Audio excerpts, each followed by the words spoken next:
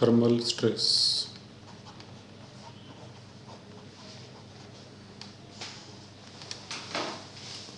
Suppose हमने कोई एक रिजिड रोड ली, मतलब उसको दो वॉल्स के बीच में फिक्स कर दिया, जैसे एक ये वॉल और एक ये वॉल।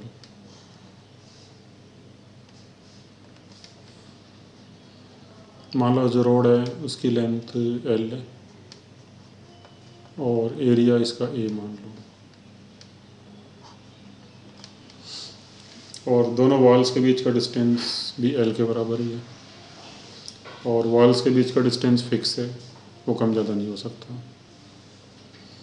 अगर हम रोड को हीट करना शुरू करें तो क्या होगा भी?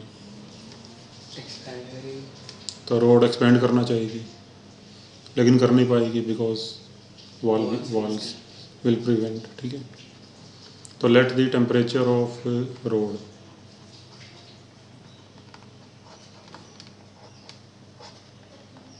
is increased by delta T.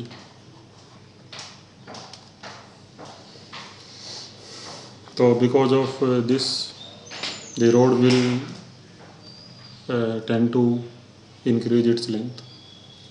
अगर मान लो ये फ्री होती अपनी लेंथ को इंक्रीज करने के लिए तो फिर इसकी लेंथ में इंक्रीमेंट होता डेल्टा L। सपोज उसका फार्मूला होता है L अल्फा डेल्टा T, ये हमने पहले किया हुआ है। तो इसकी लेंथ इतनी बढ़ जाती, मतलब लेंथ इसकी बढ़ के डेल्टा L बढ़ के इतनी हो जाती, मान लो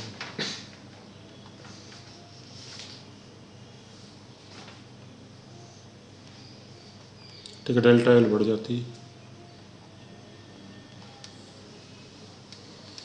अल्फा इसका कोफिशिएंट ऑफ लीनियर एक्सपेंशन, लेकिन वॉल्स की वजह से लेंथ बढ़ नहीं पाई। अगर इसकी लेंथ बढ़ जाती तो टोटल लेंथ क्या हो जाती है इसकी? L plus delta L। तो फिर इसकी नेचुरल लेंथ फिर ये हो जाती है एक तरह से L प्लस डेल्टा L। फिर इसको हम नेचुरल लेंथ लेंगे बिना किसी फोर्स के जो लेंथ होगी। और अब ये मान लो कि हमने अगर वॉल लगी हुई है तो ये मान लो कि कोई रोड ली हमने जिसकी length L plus delta L है और उसको फोर्स लगा के उसकी लेंथ को L कर दिया हमने, तो कितना स्ट्रेस आएगा इसमें फिर? ठीक है, तो ऐसे मान लो। तो फिर यहाँ पे natural length, normal length L plus delta L होगी और कंप्रेशन डेल्टा L हो जाएगा। तो स्ट्रेन कितना आएगा फिर? तो स्ट्रेन आएगा change in length upon original length, ये स्ट्रेन आएगा। और फिर जो फोर्स होगा, जो स्ट्रेस होगा, तो स्ट्रेस होगा y इंटू स्ट्रेन। तो कितना आ जाएगा ये? y delta L upon L plus delta L। तो ये जो स्ट्रेस से डेवलप होगा इस तरह से भी, इसको बोलेंगे थर्मल स्ट्रेस।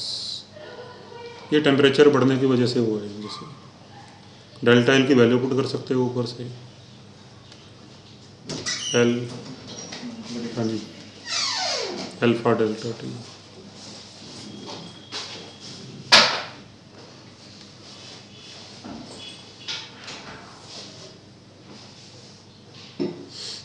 तो L तो घट जाएगा, तो क्या आएगा? y alpha delta T 1 plus alpha delta T।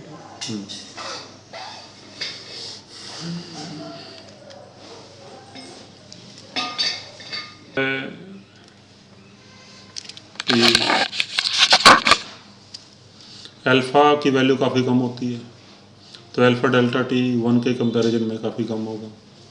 अगर इसको इग्नोर कर दें तो क्या आएगा? ये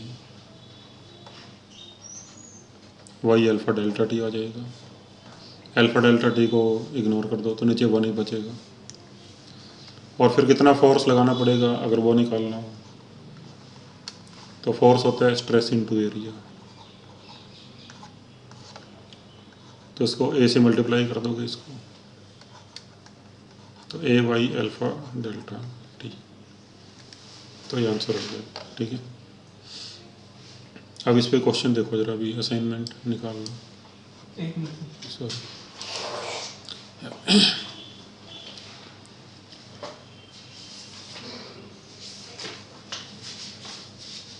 हो गया। ओके।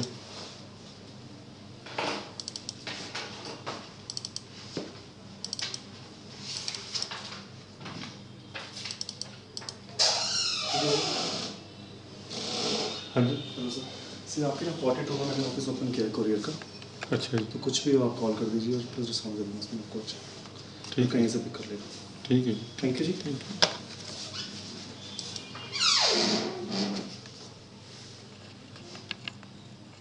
सब्जेक्टिव है सर, हम्म, सब्जेक्टिव में है। एक मिनट, ये अपने आप ही कुछ होने लग गया, सब्जेक्टिव में है।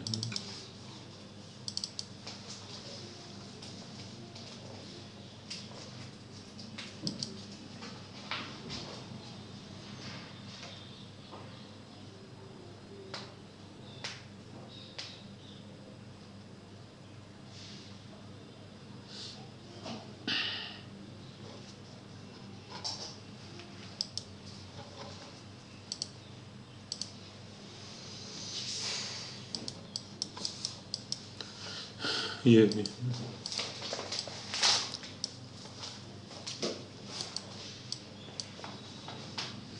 जैसे ये वाला क्वेश्चन है, अभी 5th क्वेश्चन इस पे हो जाएगा। इसमें अगर उल्टा करें भी, अगर हम इसको अगर हम कूल करें, टेम्परेचर कम करें अगर इसका, और लेंथ को कम ना होने दें अगर इसको, तो फिर ये मतलब कॉन्ट्रैक्ट करना चाहेगी, तो फिर इसकी लेंथ डेल्टा एल कम हो जाती, तो फिर यहाँ पे माइनस आ जाएगा, L minus delta L. But again अगर ये नेग्लिजिबल है 1 के कंपैरिजन में, तो सेम रहेगा। तो फिर ये आंसर सेम ही आएगा। ये बात समझ आ गई? तो ये जो क्वेश्चन है इसके ऊपर ही है। Brass wire 1.8 metre long at 27 degree C is held taut with little tension between two rigid supports. If wire is cooled to a temperature of -39, तो चेंज कितना हो गया अभी टेम्परेचर का? फिर सर जो टेम्परेचर चेंज लेते हैं हम लोग सेल्सियस में लेंगे या केल्विन में लेंगे? 67। वो तो जो अल्फा दे रखा है वो किस में दे रखा है? पर डिग्री C में दिया है ना। ठीक है। तो देखो, चेंज अगर लेते हो आप, तो चेंज आप चाहे सेल्सियस में लो चाहे केल्विन में लो, वो तो बराबर ही पड़ेगा। हाँ ठीक है। ठीक है, तो डिफरेंस कितना आएगा टेम्परेचर का? 27 माइनस -39, तो प्लस हो जाएगा, 66 आ जाएगा। तो डेल्टा टी आ जाएगा 27 + 39। डायमीटर दे रखा है तो यहाँ से एरिया आ जाएगा πr²। आर की वैल्यू 1 mm, अल्फा दिया हुआ है, वाई दिया हुआ है, डेल्टा टी आपके पास है, तो एवरीथिंग यू नो, तो ये फार्मूला लगा दोगे, ए वाई अल्फा डेल्टा टी, कर लोगे भी? यस। ठीक है, एरिया पाई स्क्वायर देंगे ना। एरिया πr², आर की वैल्यू 1 mm होगी, वाई दे रखा है आपको, अल्फा दे रखा है, और डेल्टा टी ये यहाँ से आ जाएगा। ठीक है,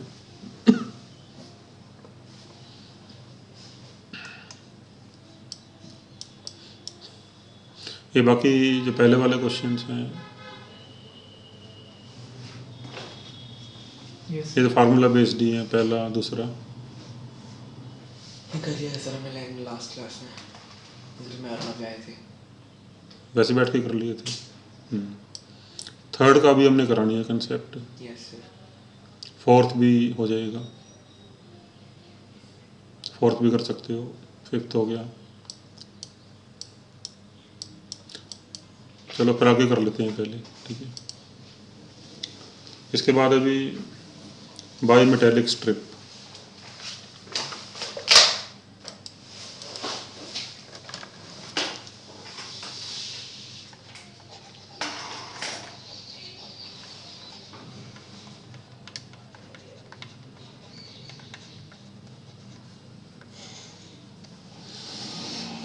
तो बाई मेटेलिक स्ट्रिप क्या होती है? It is made of two metals. Bi का मतलब टू, जैसे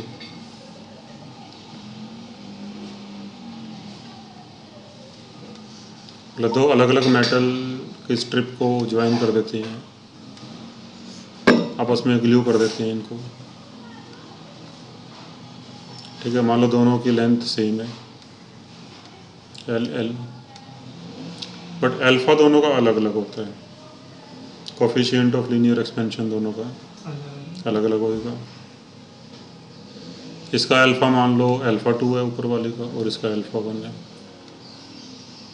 and suppose alpha 2 is greater than alpha 1,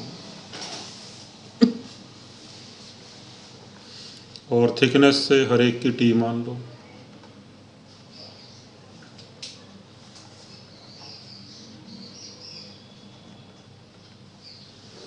हमने अब टेम्परेचर बढ़ा दिया सपोज, तो क्या होगा?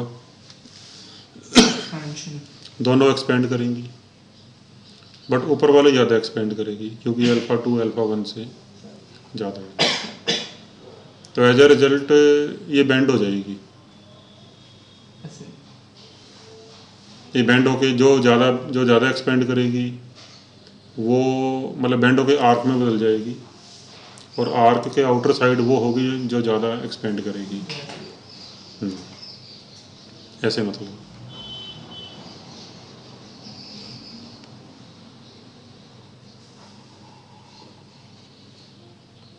ये अंदर वाली साइड और ये बाहर वाली side.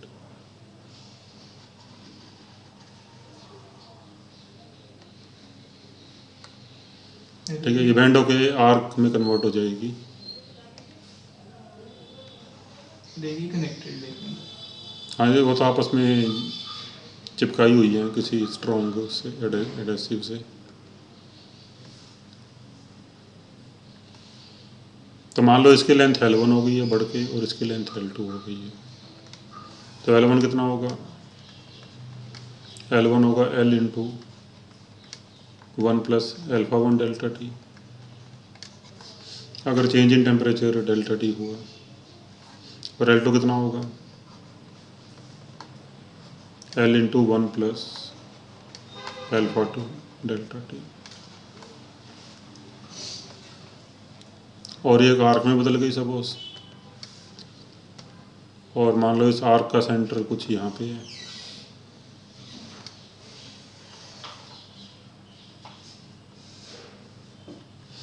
Suppose it makes angle theta at the centre, और जो इनर वाली रोड है उसकी रेडियस मान लो आर है। अगर ये मान लो आर है, तो फिर जो आउटर रोड होगी इसकी रेडियस आर प्लस टी हो जाएगी। Yes sir. मतलब दोनों के सेंटर टू सेंटर के बीच का डिस्टेंस हम टी मान सकते हैं ना भी। तो फिर ये डिस्टेंस कितनी होगी? R plus T. वैसे तो जो इसकी थिकनेस टी है वो भी थोड़ी बढ़ेगी क्योंकि एवरी डायमेंशन इंक्रीज करेगी, बट उसे नेग्लिजिबल मान लो क्योंकि टी काफ़ी कम है।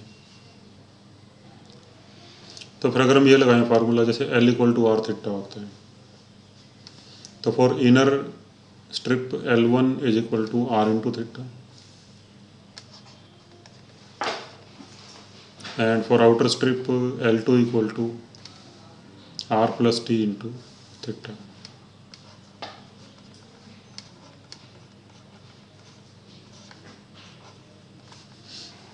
और अगर दोनों को डिवाइड कर दें तो L2 अपॉन L1 कितना आएगा? R plus T upon R. और फिर L2 की वैल्यू रख दें, L1 की वैल्यू रख दें यहाँ से, तो क्या आएगा अभी? L कट जाएगा तो यह आएगा 1 plus alpha 2 delta T upon 1 plus alpha 1 delta T.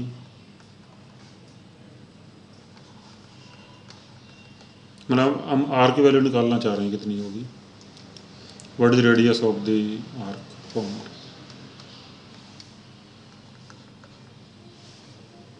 इसको भी हम ऐसे लिख सकते हैं 1 + α2 - α1 × ΔT, इस चीज़ को।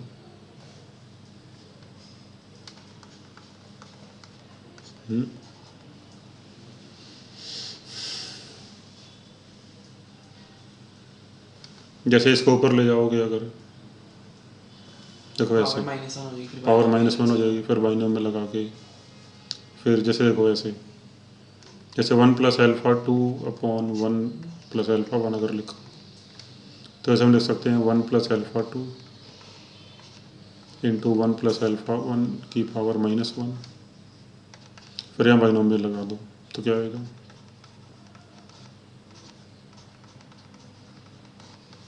ये आ जाएगा। और फिर ब्रैकेट खोलोगे तो आएगा 1 + α2 - α1 - α1 α2, बहुत छोटी है तो और ये नेग्लिजिबल हो जाएगा, क्योंकि अल्फ़ा काफ़ी कम होता है तो दो अल्फ़ास का प्रोडक्ट नेग्लिजिबल हो जाएगा। तो क्या आया, यहाँ पे डेल्टा टी भी साथ में है तो डेल्टा टी से मल्टीप्लाई हो जाएगा। इसको ऐसे लिख लिया, 1 से 1 कट गया तो और कितना आया यहाँ से,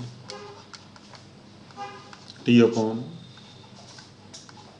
α1 × डेल्टा टी, ये आ जाएगा।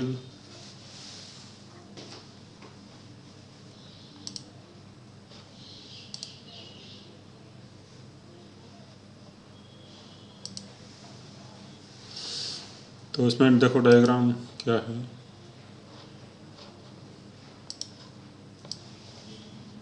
दोबारा से बनाता हूँ मैं।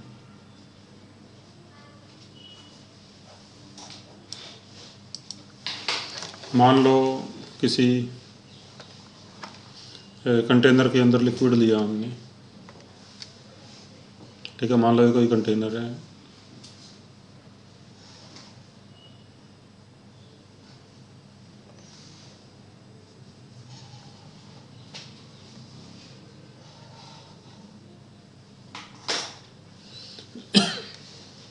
इसमें हमने कुछ लिक्विड लिया यहाँ तक सपोज,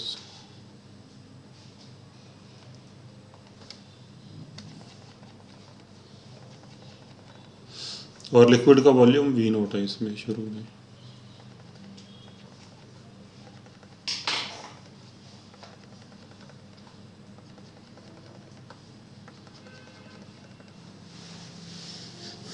तो initial volume of liquid is V0। Now temperature is increased by delta T, जिससे क्या होगा, भी लिक्विड का वॉल्यूम बढ़ जाएगा। तो increased volume of liquid is VL। तो VL की वैल्यू क्या होगी फिर, V0 1 + gamma liquid delta T, ये वैल्यू होगी। तो लिक्विड का लेवल यहाँ तक आ जाना चाहिए मान लो, ठीक है, वॉल्यूम बढ़ के लिक्विड का वॉल्यूम बढ़ जाएगा तो मान लो लेवल यहाँ तक आ जाना चाहिए। बट एक्चुअल में क्या होगा कि टेम्परेचर बढ़ाने से जो इवेपोरेशन। नहीं, जो कंटेनर है उसके भी डायमेंशंस बढ़ेंगी, वो भी एक्सपेंड कर जाएगा। तो मान लो जो कंटेनर है वो एक्सपेंड होके ऐसे हो जाता है, थोड़ा साइडों से भी एक्सपेंड होगा।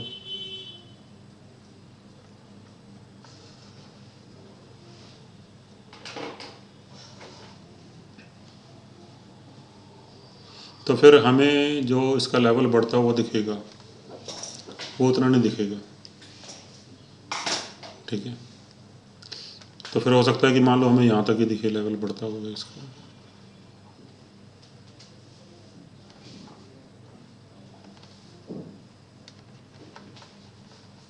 ये बात समझ आ गई आपको? Yes sir. तो इसको बोलेंगे अपेरेंट एक्सपेंशन। रियल एक्सपेंशन तो इतना है अभी, और ये अपेरेंट एक्सपेंशन है।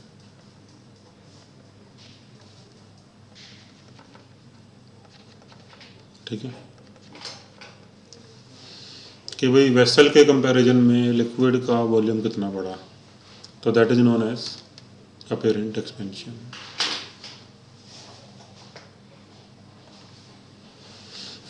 तो अगर हम मान लो जो वेसल है उसका वॉल्यूम Vg हो जाता है बढ़ के, तो Vg कितना होगा, V0 1 प्लस गामा जी डेल्टा टी।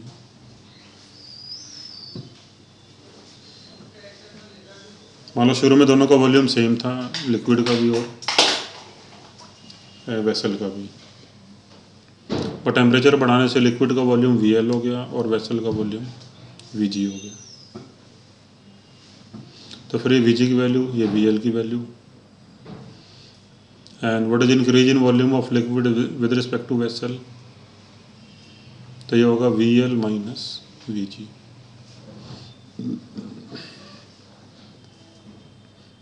तो वैल्यू पुट कर दो ऊपर से VL और Vg की, तो इतना आ जाएगा। और इसको हमने मान लिया gamma A, gamma L minus gamma G को लिख लिया गामा ए। तो where what is gamma A, coefficient of apparent expansion. ठीक है भी, यस सर।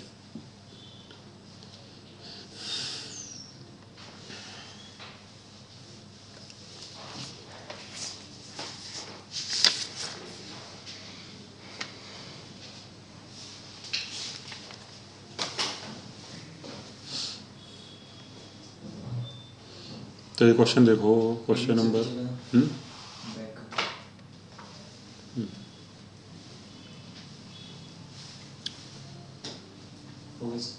हो गया।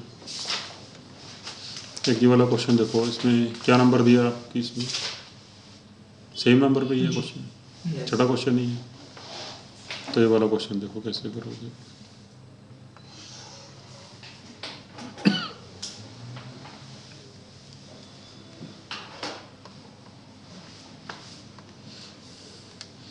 तो a weight thermometer contains 20 gram of mercury completely filled at 0 degree C।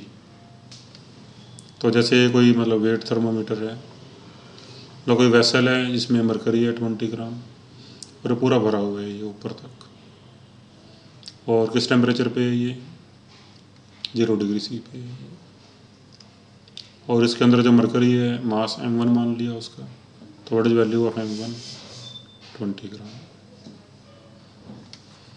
When its temperature is raised to 100 degrees Celsius, 0.315 gram of mercury is expelled from it। हमने जब इसका temperature बढ़ा दिया तो क्या हुआ, इतना मरकरी निकल के बाहर गिर गया। ऐसा क्यों हुआ होगा भी? क्योंकि वो पहले कंप्लीटली फिल्ड था। पहले कंप्लीटली फिल्ड था। हाँ, तो पहले कम्प्लीटली फिल्ड था और टेम्परेचर बढ़ाने से मरकरी एक्सपेंड कर गया होगा। एक्सपेंड तो वेसल भी किया होगा, लेकिन मरकरी ज़्यादा एक्सपेंड किया होगा, जिस करके फिर जो एक्स्ट्रा मरकरी है वो बाहर आ गया। If coefficient of linear expansion of glass, तो अल्फा ऑफ ग्लास दिया हुआ है हमको, कितना है ये, पॉइंट के बाद 5 जीरो है। Yes sir. तो उसका वैसे लिख लो 6.6 इंटू 10 की पावर -3 पर डिग्री C। तो find the coefficient of absolute expansion of mercury. तो गामा जी बताना है भैया हमने, कितना होगा,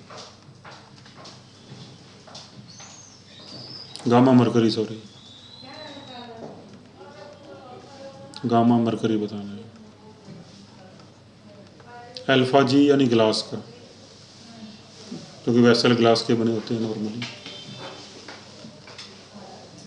अभी क्वेश्चन समझ गए? Yes sir. ये वाला मरकरी कितने ग्राम है जो बाहर गिरा निकल के, ये वाला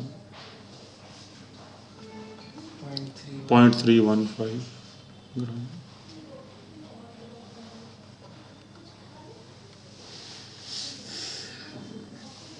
हाँ जी, कैसे करोगे इसको भी?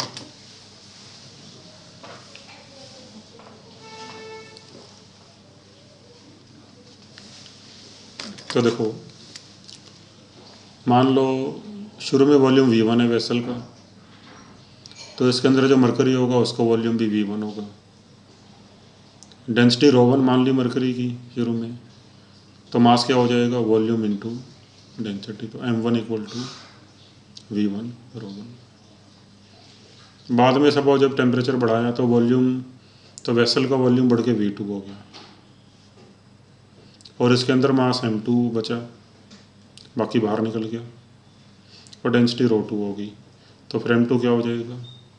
V2 into ρ2। Rho two vessel की डेंसिटी है। नहीं, मरकरी की डेंसिटी है ये भी, ये 100 डिग्री सी पे है, ये 0 डिग्री सी पे है, दोनों डेंसिटी मरकरी की ही है।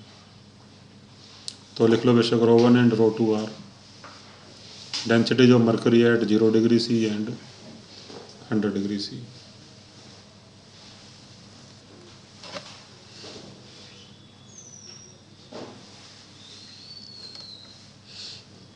ये सारा नोट कर लिया इधर वाला? यस सर, ये कर लिया। ठीक है, ρ1 is density of mercury at 0 degree C and ρ2 is density of mercury at 100 degree C.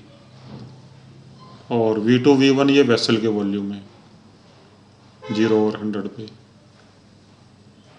और फिर m1 कितना होगा? V1 ρ1, और m2 कितना होगा? V2 ρ2।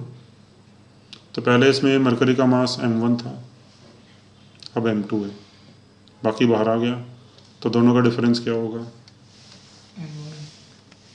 तो m1 minus m2 should be 0.315 ग्राम। एक बार पूरा समझ लो फिर लिख लेना इसको। फिर m1 की वैल्यू पुट कर दी V1 ρ1, m2 की वैल्यू पुट कर दी V2 ρ2। फिर V2 को हम लिख सकते हैं V1 into 1 plus gamma vessel delta T, और ऑटो को लिख सकते हैं ρ1 अपॉन, डेंसिटी कम हो जाती है ना भी, उसमें अपॉन में आता है डेंसिटी में, तो ρ1 upon 1 plus gamma liquid delta T. ये गामा लिक्विड मान लिया यहाँ पे हमने, गामा मरकरी को गामा लिक्विड। ठीक है, फिर दोनों में से V1 ρ1 कॉमन ले लिया, तो ये आ जाएगा भी। इसको फिर वैसे ही पिछले तरीके से लिख सकते हैं, बाइनोमियल वाले मेथड से ऐसे लिख लेंगे। और V1 ρ1 की वैल्यू 20 ग्राम है, m1 बस फिर यहाँ से आ जाएगा, 1 से 1 कट गया। उसके बाद नाउ यू कैन अंडरस्टैंड। ठीक है,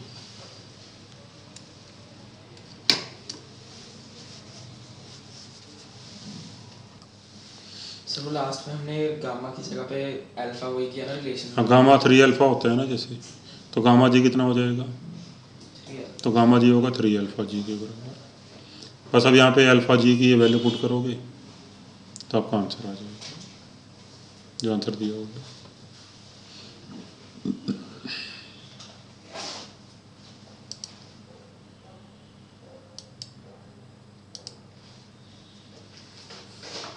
एक ये 7th क्वेश्चन है ये।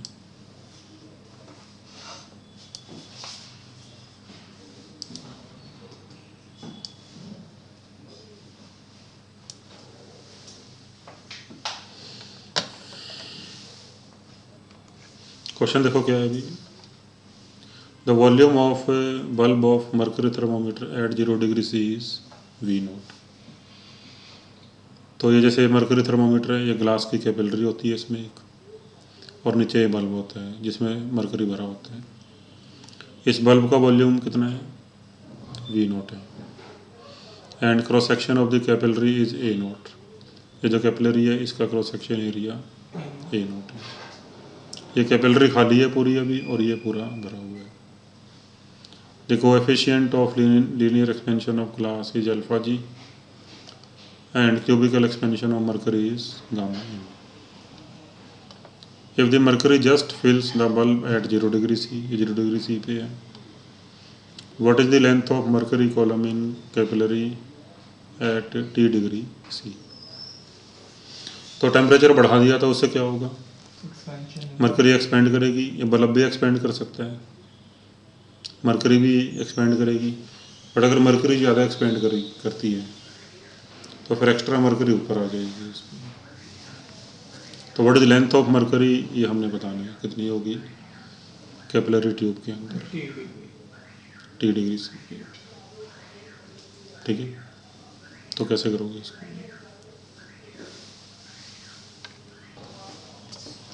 तो क्या करोगे फिर?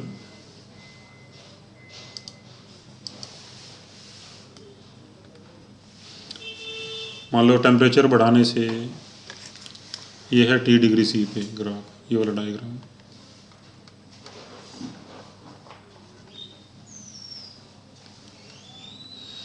तो मान लो जो बल्ब है इसका वॉल्यूम V हो गया, और जो इसका एरिया है कैपिलरी का वो A नोट था पहले, अब A हो गया suppose.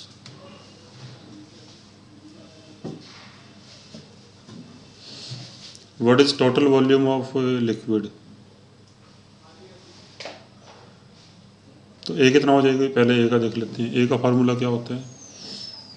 Initial plus 1 into beta A initial यानी A note 1 plus beta, beta glass delta T.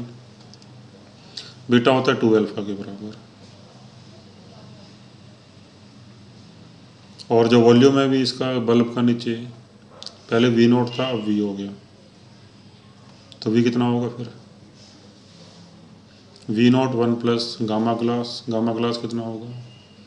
3 alpha G into delta T. Final volume और एरिया आएंगे।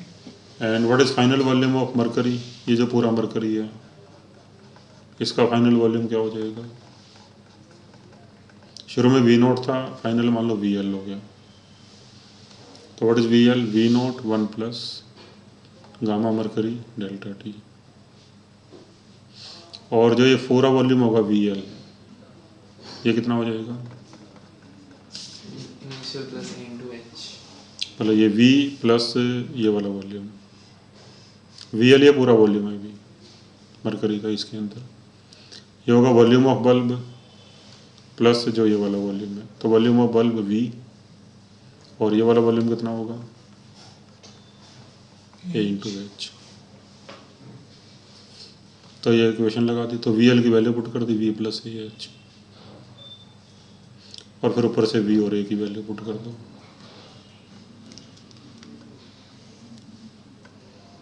तो यहाँ से सॉल्व करके आपका आंसर आ जाएगा। तो H की वैल्यू निकालनी है यहाँ से, ठीक है।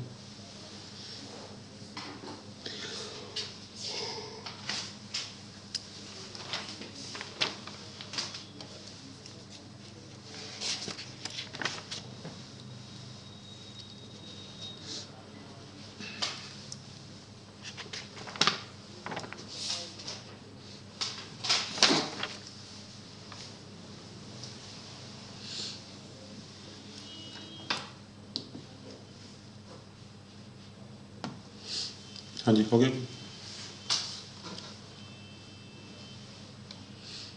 बस यहाँ से H को एक तरफ कर लोगे, बाकी एक तरफ कर लोगे तो आंसर आ जाएगा।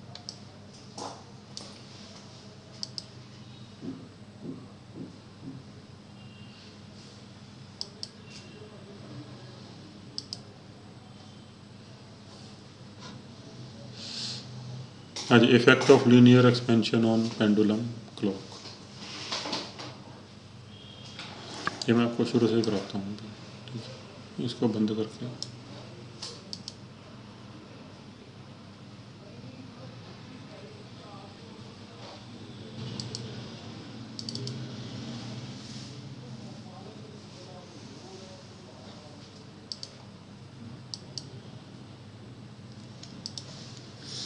Effect of linear expansion on pendulum clock.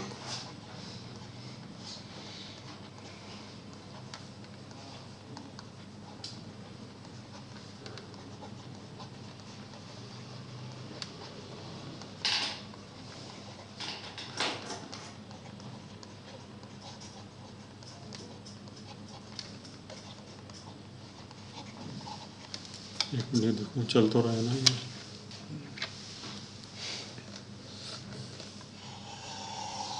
जैसे भी मान लो कोई क्लॉक है जो पेंडुलम के ऊपर बेस्ड है, ठीक है, जैसे मान लो कोई ये क्लॉक है, तो पेंडुलम का टाइम पीरियड क्या होता है, सिंपल पेंडुलम का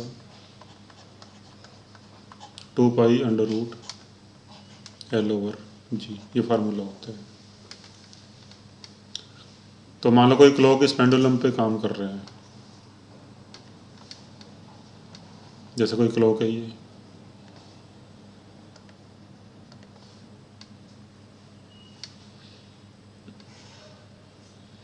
कोई पेंडुलम है जिसकी लेंथ L है,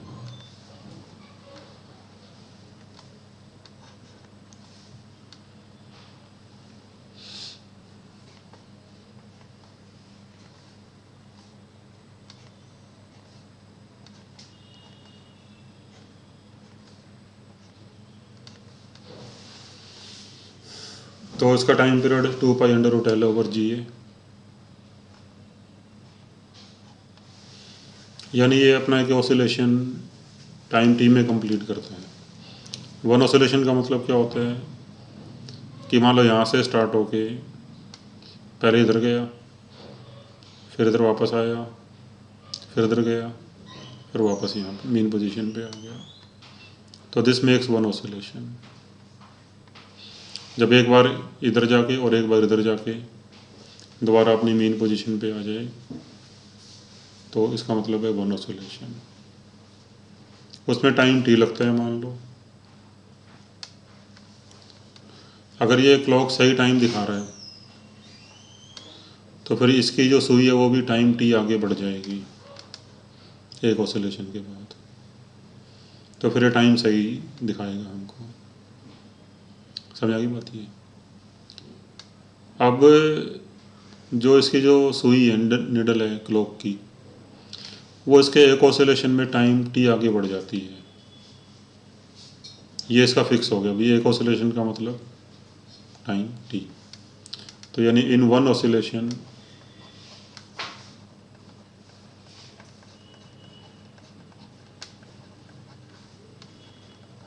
क्लॉक एडवांसेस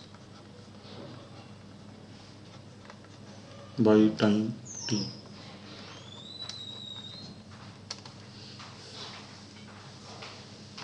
लेकिन मान लो अब टेम्परेचर हमने बढ़ा दिया तो टेम्परेचर बढ़ाने से क्या होगा, ये जो वायर है इसकी लेंथ बढ़ सकती है। लेंथ बढ़ जाएगी तो टाइम पीरियड भी बढ़ जाएगा। फिर ये एक ऑसिलेशन ज़्यादा टाइम में कंप्लीट करेगा, बट एक ऑसिलेशन में क्लॉक तो टाइम टी ही आगे बढ़ेगा। जैसे मान लो लेट टी की वैल्यू 2 सेकेंड है, एक ऑसिलेशन में जो क्लॉक है वो 2 सेकेंड आगे जाता है, इसका टाइम पीरियड भी 2 सेकेंड है, तब तो ये करेक्ट टाइम शो करेगा। बट मान लो टेम्परेचर चेंज होने से इसका टाइम पीरियड बदल के टी प्राइम हो गया, कुछ 2.1 सेकेंड हो गया मान लो, तो टी प्राइम की वैल्यू क्या होगी 2π√L'/G।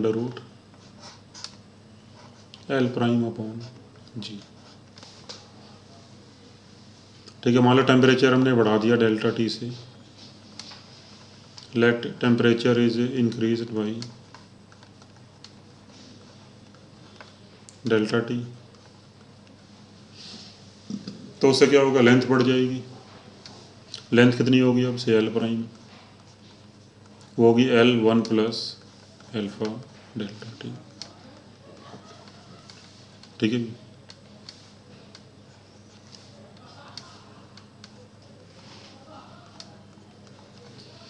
तो लेंथ बढ़ गई तो टाइम पीरियड भी बढ़ गया, तो टाइम पीरियड बढ़ के मान लो हो जाता है 2.1 सेकेंड। तो अब ये क्लॉक क्या करेगा, पेंडुलम क्या करेगा, अपना एक ऑसिलेशन 2.1 सेकेंड में कंप्लीट करेगा, बट वन ऑसिलेशन के बदले ये जो क्लॉक है ये अभी भी 2 सेकेंड ही आगे चलेगा, तो फिर टाइम मिसमैच हो गया ना। तो क्लॉक ने तो एक ऑसिलेशन में 2 सेकेंड आगे ही चलना है, वो एक ऑसिलेशन फिर चाहे 2 सेकेंड में ही कंप्लीट हो, 2 से ज़्यादा में कंप्लीट हो या 2 से कम में कंप्लीट। नो पेंडुलम ऐसे ही रखा हुआ है। हाँ जी, नो पेंडुलम उसके टाइम को उसकी नीडल की मूवमेंट को अफेक्ट नहीं कर रहा ना। हाँ मतलब डिजाइन इस तरह से किया है कि अगर एक ऑसिलेशन पूरा हो इसका तो 2 सेकंड आगे आ जाएगी वो, अच्छा इस तरह से वो सेट किया हुआ है।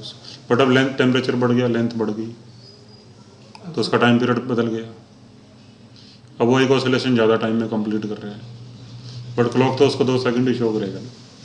अच्छा ठीक है। For clock one oscillation means it's needle will go forward by 2 second.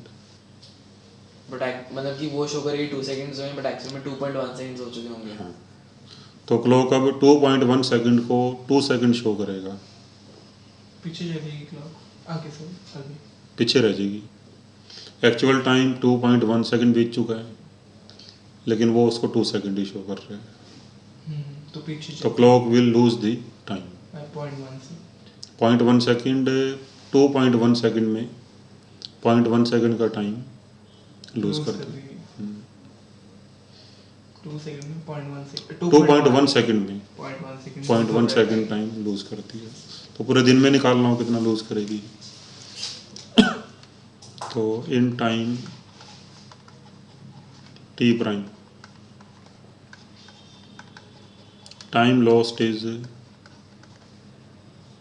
कितना भी T prime minus T,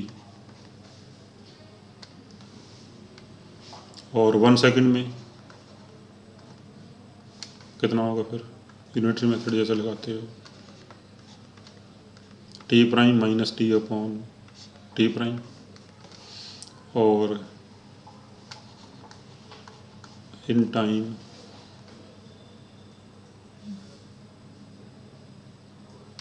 T naught, time T naught में अगर निकालना कितना टाइम लॉस होगा, t prime minus t and t prime into t naught. Into T note. For 1 day T note की value हो जाएगी 86,400 सेकेंड फॉर 1 डे।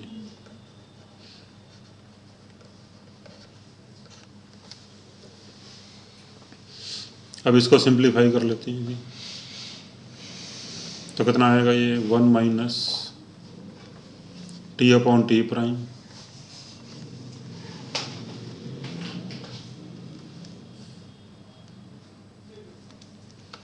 और T upon T prime कितना आएगा अभी यहाँ से, जी कट जाएगा, 2 पाई कट जाएगा, तो under root L upon L prime आएगा।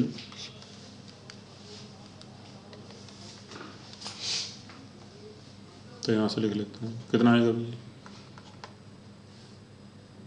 Under root L upon L prime, ये आ जाएगा अभी।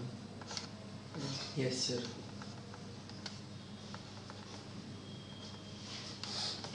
एल की वैल्यू रख, एल प्राइम की वैल्यू क्या थी ऊपर से, L into plus L into 1 plus alpha delta t।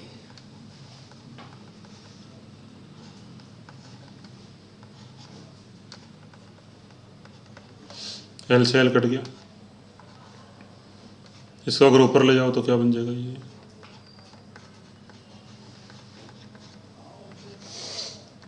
-1/2 root में है ना अभी, यस सर। ऊपर ले गए तो पावर -1/2। अब यहाँ पे वो लगा दो बाइनोमियल थ्योरम, तो क्या आएगा ये 1 प्लस एक्स की पावर n क्या होता है 1 प्लस एन एक्स,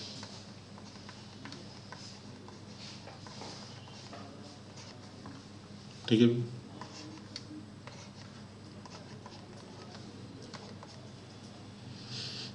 तो ये आ जाएगा अपना 1 तो कट जाएगा, तो आएगा half alpha delta T into T, तो ये आंसर आ गया।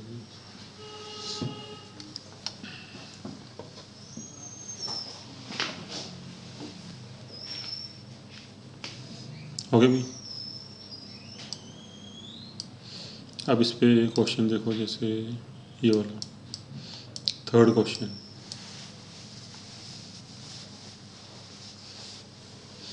A clock with an iron pendulum keeps correct time at 20 degrees C.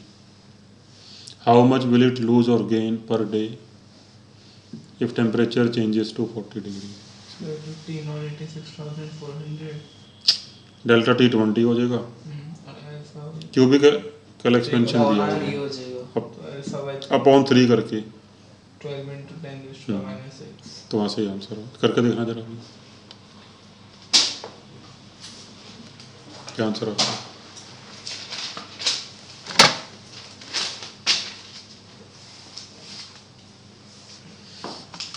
बस वो फार्मूला लगाना है इसमें आपने.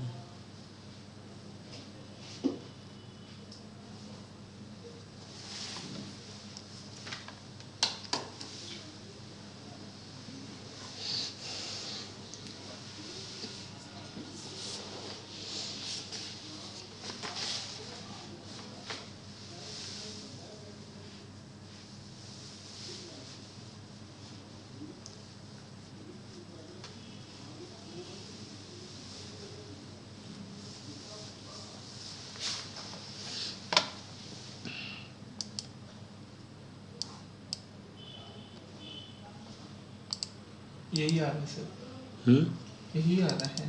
आ जाएगा. जी सर, यही आ रहा है. वहीं से आ रही है.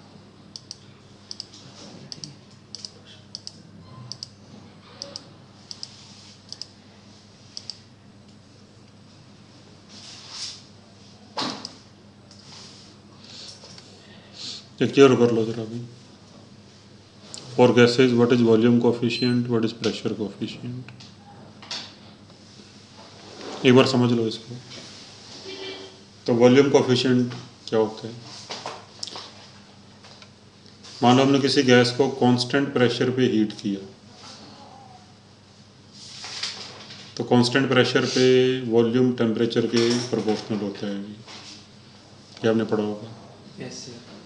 तो मान लो टेम्परेचर T1 पे वॉल्यूम V1 था, T2 पे V2 हो गया. तो what is volume coefficient of expansion? V2 minus 6. Change in volume upon initial volume upon delta T. ये फार्मूला होता है. और ऐसे प्रेशर कोफिशिएंट, इसमें वॉल्यूम कांस्टेंट रख के प्रेशर को बढ़ा दिया, इसमें प्रेशर कांस्टेंट रख के वॉल्यूम को बढ़ा दिया. ये फ़र्क है दोनों में. ठीक है.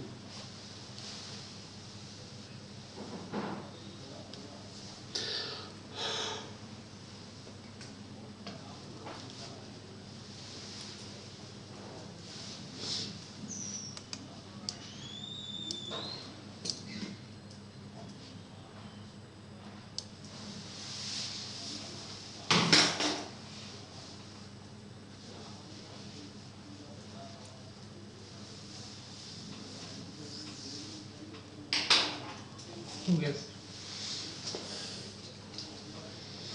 इसके बाद अभी ये एनोमेलस एक्सपेंशन ऑफ वाटर. ये क्या होता है अभी? एनोमेलस 4 डिग्री सेल्सियस तक कुछ होता है. Maximum density होती है. हाँ वो उसमें at 4 degree C density of water is maximum. फिर वो ऊपर चला तो वो पानी में जो एक्वेटिक एनिमल्स होते हैं उन सबको भी कुछ हेल्प होती है. ये पढ़ा हुआ है आपने? ये सर पढ़ा था. पढ़ा था सर ये. बताऊँ ये या हो जाएगा? बता दो सर, मेरे को समझ नहीं आया था. अच्छा.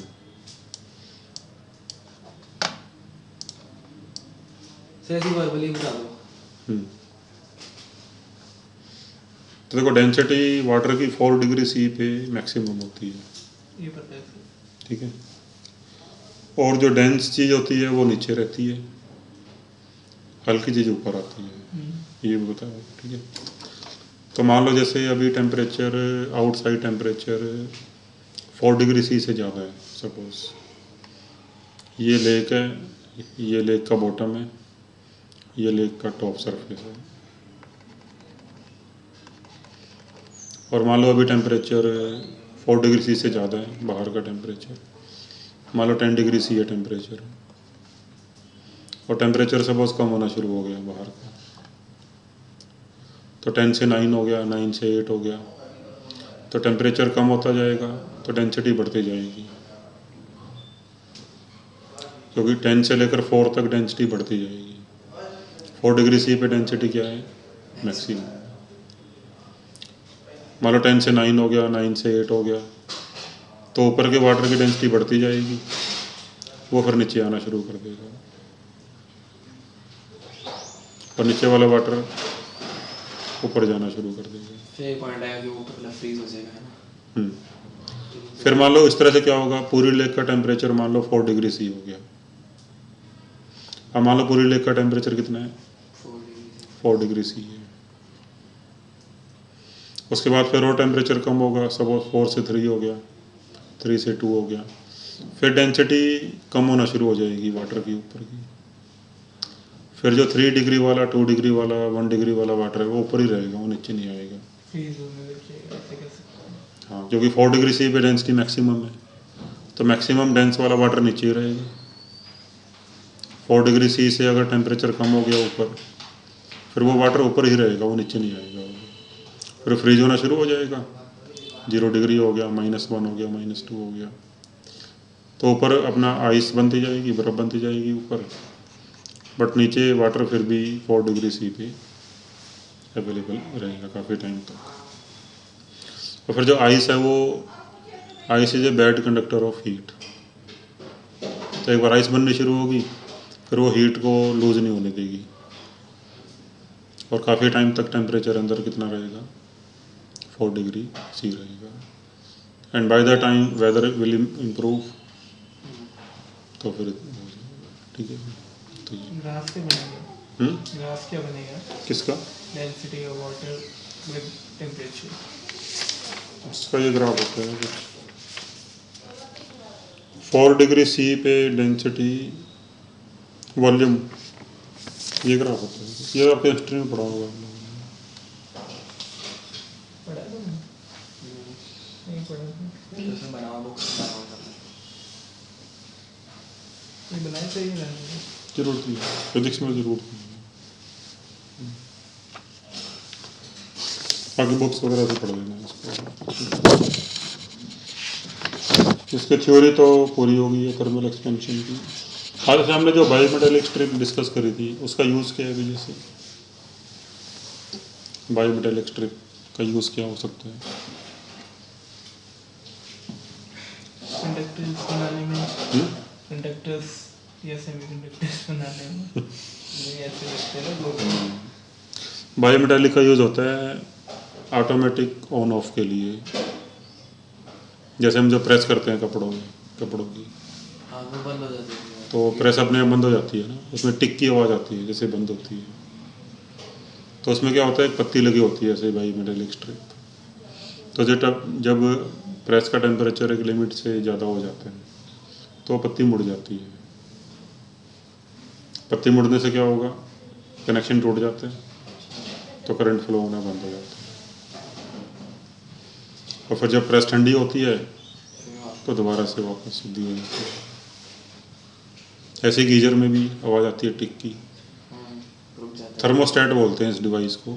जहाँ भी वो हीट के बाद एक पॉइंट पे रुक जाए। थर्मोस्टेट के अंदर ये बायोमेटेलिक स्ट्रिप यूज़ होती है, ठीक है। कट ऑफ के लिए। और हम जब वो सेटिंग करते हैं ना प्रेस की, वो रेगुलेटर घुमा के, तो उस पत्ती पे ही फोर्स लगता है कि वो थोड़ी पहले बेंड हो जाए, थोड़ी बाद में बेंड हो, ये होता है उसमें कुछ, ठीक है।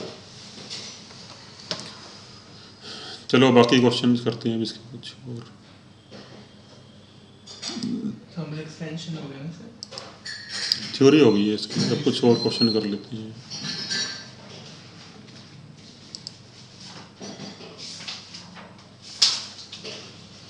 पहले सब्जेक्टिव के अंदर देखते हैं और कोई क्वेश्चन।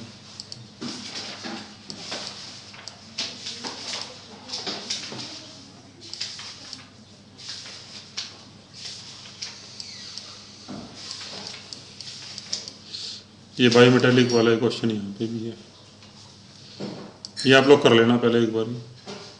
Yes sir. ये 8वां पार्ट देख लेते हैं अभी, 8वां पार्ट इसका,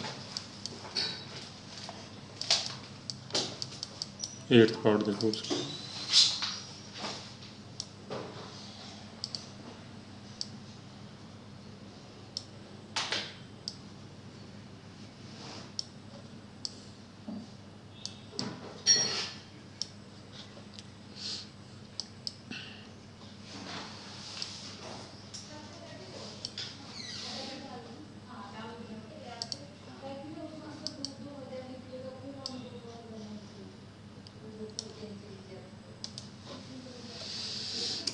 A piece of metal floats on mercury.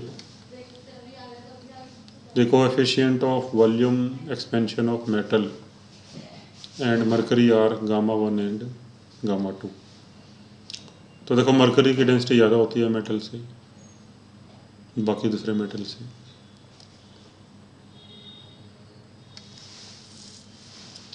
तो मान लो जैसे मरकरी ले लिया हमने,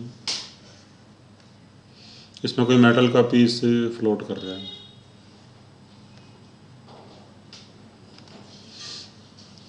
तो कुछ पार्ट मेटल का मरकरी से बाहर होगा, कुछ अंदर होगा।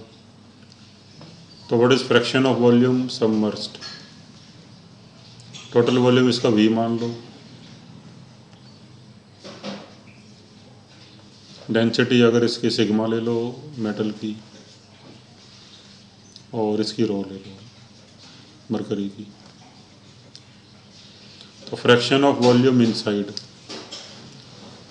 मान लो F है, तो इसका फार्मूला होता है सिग्मा अपॉन रो। ये हमने फ्लूइड वाले चैप्टर में किया। Yes sir.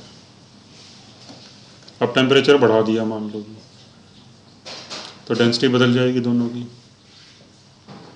अब इसकी डेंसिटी सिग्मा प्राइम हो गई है और इसकी रो प्राइम हो गई है। सपोज सर टेम्परेचर इंक्रीज कर रहे हैं, नॉर्मली डेंसिटी इंक्रीज होगी कि डिक्रीज? डिक्रीज होती है डेंसिटी। हाँ, क्योंकि वॉल्यूम बढ़ जाती है। तो सपोज टेम्परेचर बढ़ा दिया डेल्टा टी से, इसकी डेंसिटी कम हो जाएगी, इसकी भी कम हो जाएगी। इसकी मान लो सिग्मा प्राइम हो जाती है और इसकी रो प्राइम हो जाती है। तो फिर जो न्यू फ्रैक्शन ऑफ वॉल्यूम होगा इनसाइड वो क्या हो जाएगा? F prime, sigma prime upon rho रो। prime. और सिग्मा प्राइम की वैल्यू होगी sigma upon 1 plus gamma for metal, वो गामा 1 दिया हुआ है, डेल्टा टी। और रो प्राइम की वैल्यू क्या होगी? Rho upon 1 plus gamma for mercury जो कि गामा 2 दिया हुआ है, इंटू डेल्टा टी।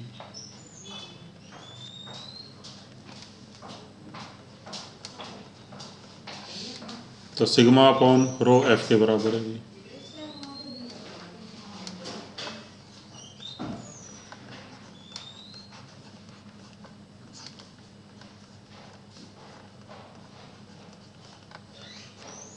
अच्छा, डेंसिटी को हम ऐसे भी लिख सकते हैं, सिग्मा प्राइम को जैसे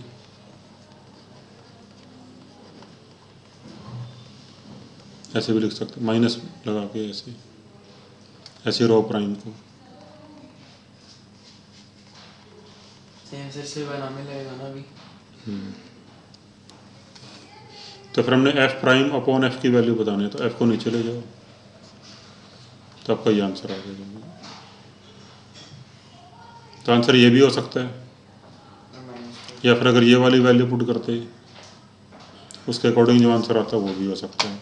तो अगर आप चेक करो आंसर, तो दोनों आंसर दे रखे हैं, ये भी और ये भी। ठीक है,